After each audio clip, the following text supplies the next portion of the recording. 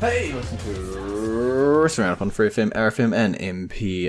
As always, I'm Grady, and live on Skype we got Josh. Hey! Last week we talked about the bustling tag team scene. Well, what better way to showcase it than to have a number one contenders gauntlet match? We saw a bunch of teams running through it. Big showcase for the Brawlin' Brutes, and ultimately a stolen victory at the end. Yep, it showed off Sheamus and Holland's teamwork, which is quite impressive, considering for the most part, the tag team was always Butch and Holland.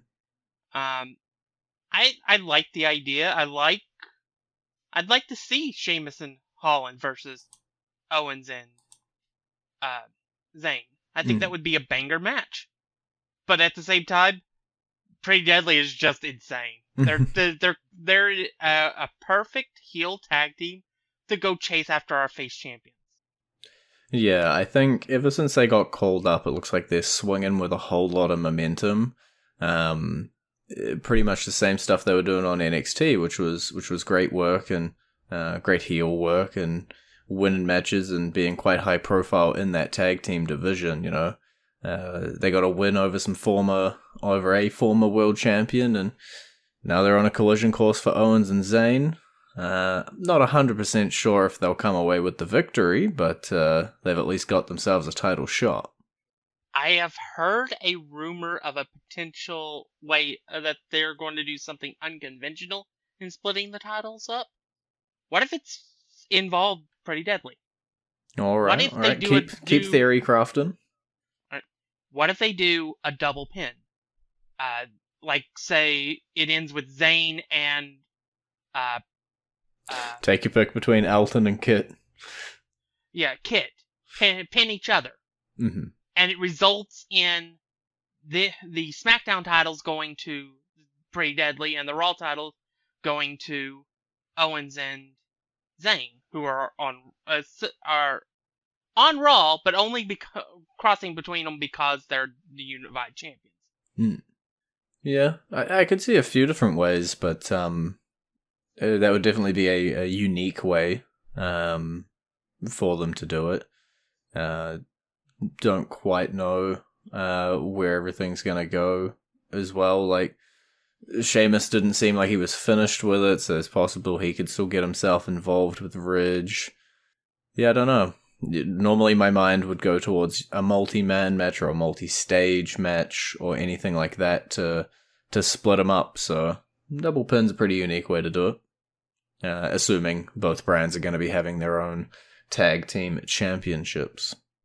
At least, as I said, that's a rumor I have heard, that they're going to be splitting the titles up and they're going to try to do it in a unique way. And that was the first thing I thought of, is having a tag team face them and ending up pinning each other, resulting in both of them having legitimate claims to the titles, thus giving them an excuse to split the titles. Mm-hmm. Yeah. We'll have to wait and see what happens in that tag team division. For now, all we know, Pretty Deadly, Owens and Zayn, collision course. And if we're talking about collision courses, we knew the Bloodline was on one. We've got ourselves our match booked for Money in the Bank. Jimmy, Jay, they've chosen their side. Solo, he's got his side. And everyone's gonna implode. This was magic. Pure, unadulterated magic in the ring. And as it has been the entire time, it has been Jey Uso stirring the drink that's driven the story. The way he delivered the line of saying, "Jimmy, you're out," and then immediately going, "and I'm also out," and kicking Roman was pure bliss. You could see the crowd go from, he's fallen in line, to, "Oh my God, he did it! He broke Lee!" in 3 seconds. It was pure mastery. And this is what is needed to get to where we've been talking this whole time. Jimmy and Jay breaking off from the Bloodline, and Jay versus Roman at SummerSlam. Mm-hmm. This is the bridge. We get. My guess is this. I think Roman and Solo win, All right. but it's not by any means necessary. That it's not going to be something where it's going to be able to get past the Usos. Gotcha. And then Jay will say, "Fine, give me one more shot at the Universal Championship. If I lose, I'm done. I'm gone. I'm out of your hair. I will leave WWE," or something to that effect. Mm-hmm. Just something to the effect of, "Give me a shot at you in your title, and I will be out of your hair if I lose." And at the match, that's when Solo makes his choice. And he turns on Roman. And that's how Jey Uso wins the title, and that's the end of Roman's reign of terror. Yeah, I think ultimately we do have to end with the Empire crumbling down, and when it does, Solo will be on the opposite side. I just don't know how long it'll take for to Solo to make up his mind and side with his brothers on this one. But yeah, we're definitely sniffing that conclusion. We're almost there. Personally, I kind of want it to be like one of those situations where, you know how Batista made his decision about going after Triple H when he won the Rumble? Mm-hmm. Because of a conversation that went on between Triple H and Ric Flair that basically dogged him? Yep. That's kind of what I would like to see, maybe having Paul Heyman on the phone with Roman on one of the weeks he's gone, and making it sound like it is that they're disparaging Solo in some way. Whether it's being that he just begrudgingly taking advantage of him, or just something where it's like they don't trust him or something. I don't know what it would be, but I think that would be a great way of planting the seed, and then maybe have that be done on like SmackDown before the event, before SummerSlam, or even have it during like a backstage segment on SummerSlam, and have that seed just planted there, so that when it happens, the crowd will explode. Yeah, we all love a good payoff, right? And the payoff is better the more you build it. And so, yeah, having any sort of background segment or bit and bob that makes it look like Solo's allegiance might be swinging could definitely be something. And in terms of Roman not trusting them, given his empire has started to crumble because Sammy turned on him, and now the Usos have turned on him, I could definitely see him going quite paranoid, not wanting to trust Solo, not wanting to trust anyone, but specifically Solo, given, he has brothers with the enemy in Roman's mind. It's definitely, I think, Roman Reigns' head is going to be spinning at 1,000 miles an hour at this point. It certainly can't spin any faster with them both double kicking him. That's for sure. That's true. If this was a Saturday morning cartoon, it'd be spinning around on his shoulders. What do we got? We're a little bit before the song. Jumping over to Raw, we got a return. Seth Rollins wasn't there to issue his open challenge. The Miz did it instead, and we get the return of a Tomasso Ciampa. Yep, your tomato guy is back. Tomato Ciampa. Yep, and it's definitely, there are extreme rumors that they are planning to possibly reform DIY. Which would be, I'm perfectly fine with, because they haven't done a thing with Johnny Gargano since he came back. Why not? It's funny, right? Because there's like two pairings that like always go back to the well, rivals, teammates, etc. It's Kevin Owens and Sami Zayn, our current champions, and Tommaso Ciampa and Johnny Gargano. They will forever be tied to each other in these heated rivalries, great team storylines. WWE loves that. Just look at one of the greatest groups in history, DX. You had Shawn Michaels and Triple H. They were the best of friends. They were the best of enemies. Yeah. They were best of enemies while being friends. Just ask John Cena at WrestleMania 21 too.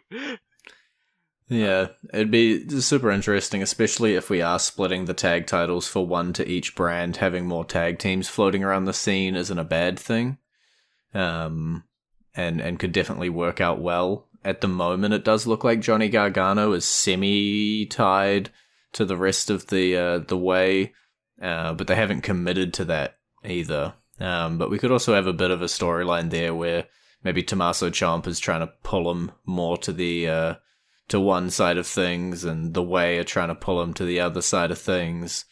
There's a whole bunch of storylines waiting around that you could write around this DIY reunion more simply than just having them walk out together one day. Yep. Just enough time to talk about changes to Money in the Bank. We ended up with a 7th competitor in the men's Money in the Bank ladder match. We expected a little bit of a shake-up on it, but I don't know if anybody explicitly called out a certain personality joining the match. I'm not surprised. Especially with the fact that the World Heavyweight Champion is Seth Rollins. It makes total sense to have Logan Paul in the match. So yeah, I'm fine with it. I don't think Logan Paul wins, but I won't be shocked if he does. But yeah, it's just going to be. I think it's going to create another moment where it'll be like the Royal Rumble. Ricochet and Logan Paul does something crazy during the match. Yeah, we were talking about previously when we were looking at the match, the amount of high flyers or guys who can put on amazing spots that are in that match, and then you add Paul in there, and that's just another one who's willing to do some stupid stuff in the ring. Yeah, a certain interesting dynamic to add to the match for sure. I'll talk more about my thoughts on who's going to win next week on our preview show, but it does throw a teeny little bit of a spanner in the works for that one, for sure. Let's go into our entrance theme of the week. It is that of free agent, happy, sad, Baron Corbin.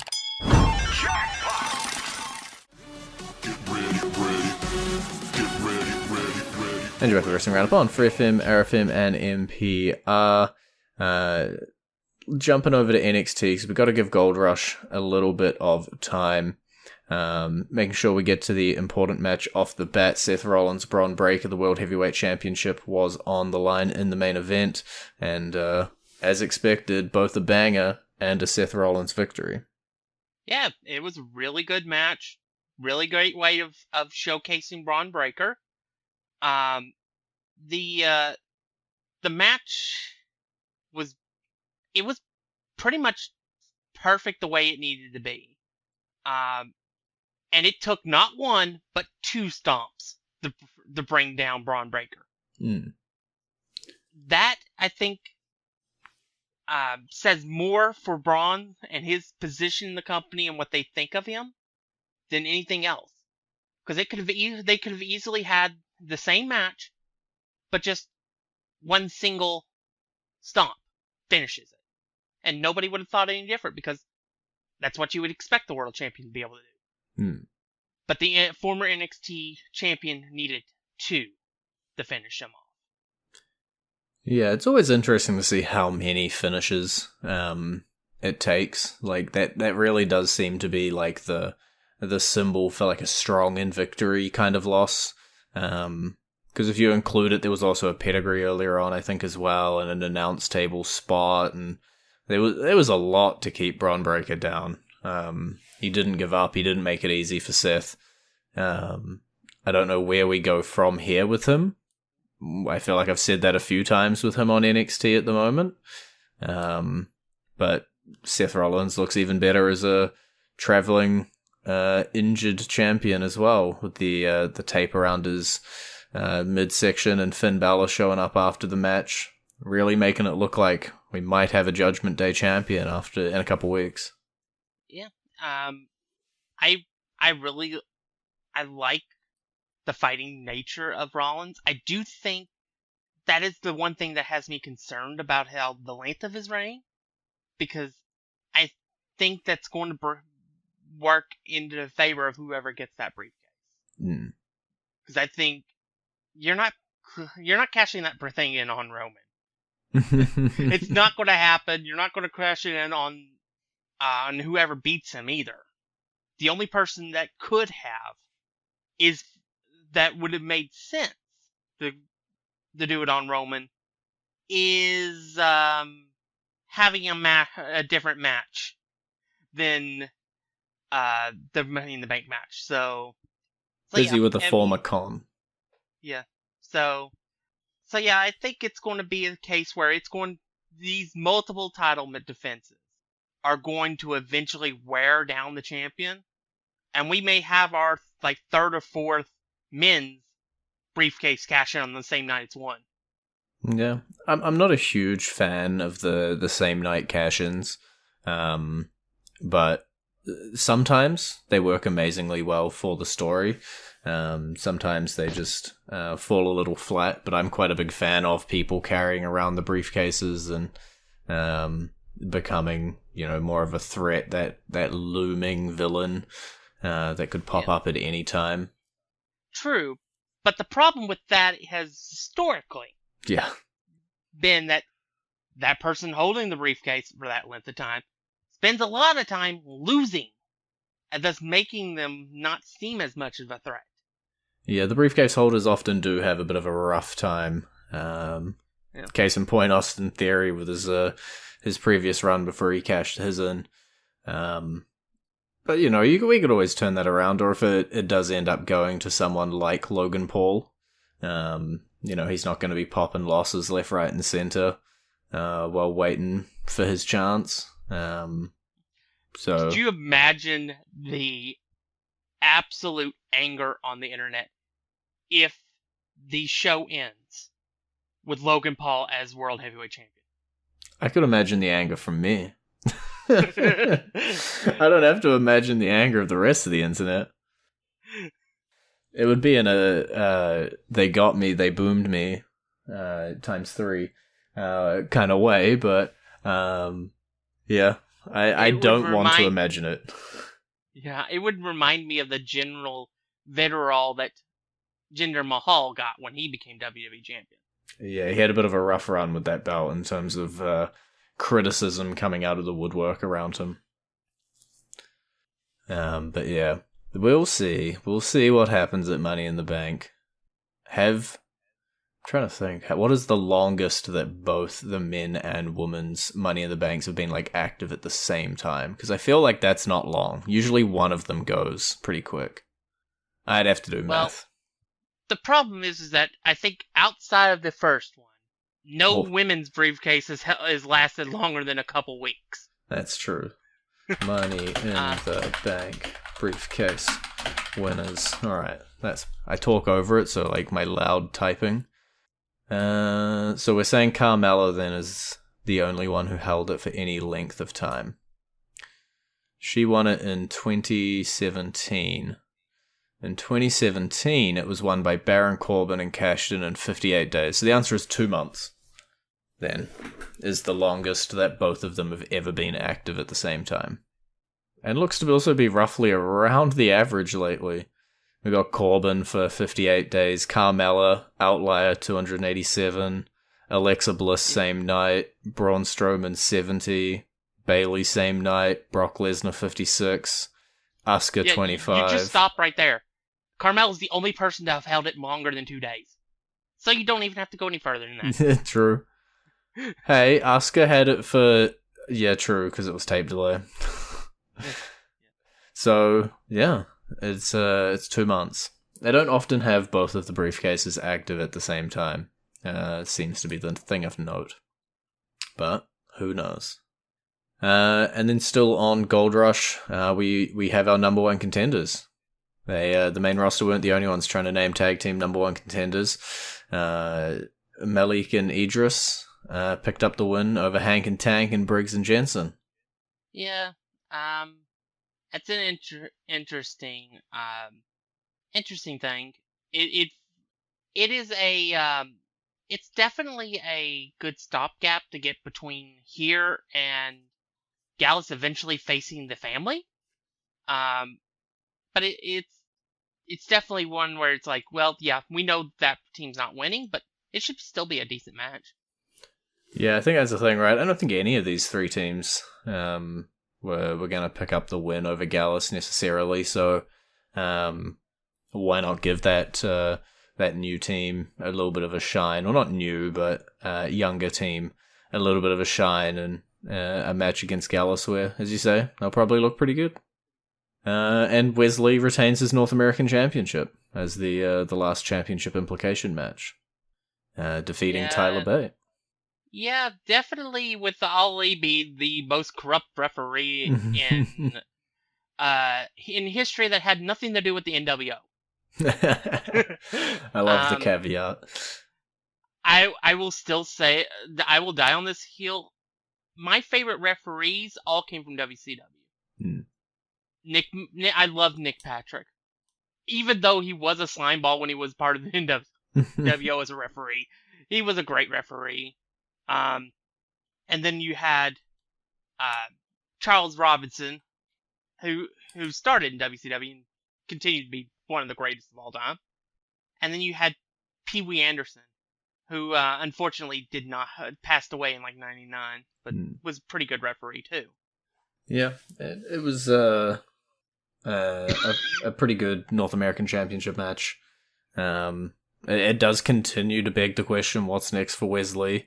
Another question that we ask ourselves quite often when we talk about our NXT stuff. It definitely feels like that this wasn't the end for these two people. That this feud could definitely go further. With a less corrupt referee. Yeah. And screw it. Let's go all out and do a triple threat and throw in Ali as a match contender. That way he can't screw things up as a referee. Fair enough. But if we're sitting here and we're asking what's next for Wesley, I gotta ask what's next for Rhea Ripley. No obvious challenger emerging yet, although she is attacking Natalya before their match. But, we already dispatched of Natalya in seconds previously, so still don't quite know what's gonna be in her future. Yeah, I'm not quite sure. It is definitely one of those cases where we got what we wanted, but are we really sure we wanted what we wanted? Because the championship reign itself has definitely been weak. It's really tough saying that, but it's like they haven't really done anything with Rhea since she won the title. It feels like they're avoiding all of the big clashes she could have, right? Like, you could have Rhea versus Becky, but Becky's busy with Trish, who again would be another big match to have with Rhea. You got Raquel Rodriguez sitting on the sideline, who we're also avoiding, but that would be a great matchup with Rhea and Raquel. And instead we're getting 2-minute squash matches with Natalya. Yeah, I mean, the biggest thing for me is that they're basically overshadowing her as champion with the whole Becky storyline. That is the main Raw woman's storyline right now. Trish versus Becky. Which I'm fine with having alternate storylines as long as you're actually doing something with your champion. Yeah, they're not solving the only one storyline at a time problem. Yeah. It's not like Asuka, who has a definitive challenger and then several people behind that challenger. Yeah, at least 2 strong challengers up first to bat. Trying to double check which women are on Raw. Yeah, there's still a decent division here. Obviously a few people I wouldn't see having big chances, but you can still put on some good matches. Rousey and Baszler are maybe a little bit busy with the tag team championships, but you can still pull some stuff off here, for sure. I don't know, it just seems like there's just nothing for Rhea. And I don't know. There's nothing for Raquel at the moment either, so just bung them together. Have that be a match, but I don't think people want Raquel to take a loss too early, and nobody really wants Rhea to end up losing her championship in this run either. So you're stuck between your rock and your hard place again, and we'll just do a Natalya rematch. Who knows? I think we're running out of time unless there's something super duper important that we haven't mentioned. Doing my rapid skimming. I think we are good. Yeah, I think we're good. So we're all out of time. It's been great talking to you. Bye. You can visit our Facebook page, facebook.com/wrestling R&D up, our Twitter page, twitter.com/wrestling RND up, our YouTube page, youtube.com/wrestling RND up. And we will catch you next week, taking a look at a preview for Money in the Bank.